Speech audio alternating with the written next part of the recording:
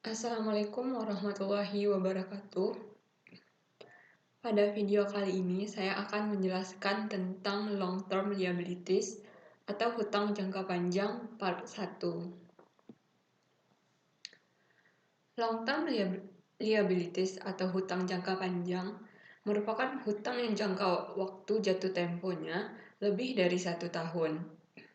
Yang termasuk ke dalam liabilitas jangka panjang adalah yang pertama, hutang obligasi atau bonds payable. Yang kedua, wesel bayar jangka panjang atau notes payable. Yang ketiga, hutang hipotek. Yang keempat, hutang dana pensiun. Dan yang kelima, hutang leasing. Yang pertama, kita akan membahas tentang hutang obligasi. Hutang obligasi merupakan hutang yang disertai dengan surat pernyataan hutang yang berisikan nilai nominal, tanggal penerbitan, jangka waktu, tingkat bunga, dan nama penerbit. Penerbit obligasi akan membayarkan bunga 1 atau 2 kali dalam setahun. Jika dibayarkan 2 kali dalam setahun, itu biasanya disebut dengan semi-annual atau setengah tahun. Ada beberapa tipe dari obligasi, yaitu yang pertama, secure dan unsecure bond. Kalau secure bond ini merupakan obligasi yang mempunyai jaminan, sedangkan unsecure bond merupakan obligasi yang tidak mempunyai jaminan. Obligasi yang mempunyai jaminan atau secure bond biasanya bunganya lebih rendah daripada yang tidak mempunyai jaminan. Yang kedua ada term dan serial bond.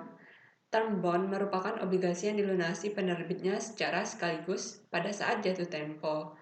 Sedangkan serial bond merupakan obligasi yang dilunasi oleh penerbitnya secara berseri ataupun secara bertahap. Yang ketiga ada convertible bond, yaitu merupakan obligasi yang dapat ditukarkan dengan surat berharga lainnya seperti saham. Dan yang keempat ada register bond, merupakan obligasi yang terdaftar dan biasanya memiliki bunga lebih rendah. Dan yang kelima ada income dan revenue bonds, merupakan obligasi yang memberikan imbalan kepada investornya berdasarkan pendapatan dan beban. Selanjutnya kita masuk pada akuntansi untuk hutang obligasi atau bonds payable. Yang pertama, pada saat penerbitan obligasi. Pada saat penerbitan obligasi ini, maka obligasi tersebut dicatat sebesar harga jual, bukan sebesar nilai nominal. Dan apabila terdapat perbedaan antara harga jual obligasi dengan nilai nominal, maka obligasi tersebut diakui premium ataupun diskonto yang bisa dipengaruhi oleh tingkat bunga efektif ataupun tingkat bunga pasar yang berlaku pada saat itu. Hutang obligasi ini disebut premium apabila tingkat bunga pasar ataupun tingkat bunga efektif lebih kecil dari tingkat bunga obligasi ataupun tingkat bunga yang terdapat dalam obligasi tersebut, ataupun bisa jadi harga jualnya lebih besar dari nilai nominal. Sedangkan hutang obligasi ini disebut diskonto apabila obligasi tersebut timbul apabila tingkat bunga pasar atau tingkat bunga efektifnya lebih besar dari tingkat bunga obligasi, ataupun harga jualnya lebih kecil daripada nilai nominal obligasi tersebut. Dan yang kedua yaitu pada saat peredaran obligasi, di sini dapat dilakukan dengan dua cara, yaitu kita melakukan dengan dua cara, yaitu yang pertama mencatat bunga obligasi yang harus dibayar.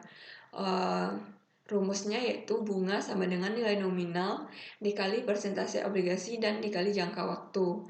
Dan di sini kita juga mencatat amortisasi premium ataupun amortisasi diskonto obligasi dengan cara yang pertama kita mencari beban bunga obligasi, yaitu nilai buku obligasi pada awal periode dikali tingkat bunga efektif. Yang kedua kita mencari bunga obligasi yang harus dibayar, yaitu nilai nominal dikali tingkat obligasi, sehingga didapatlah amortisasi amount yang didapat dari beban bunga obligasi yang telah kita cari tadi dikurangi dengan bunga obligasi yang akan dibayarkan. Baiklah, cukup sekian video pada kali ini. Mohon maaf apabila terdapat kesalahan. Assalamualaikum warahmatullahi wabarakatuh.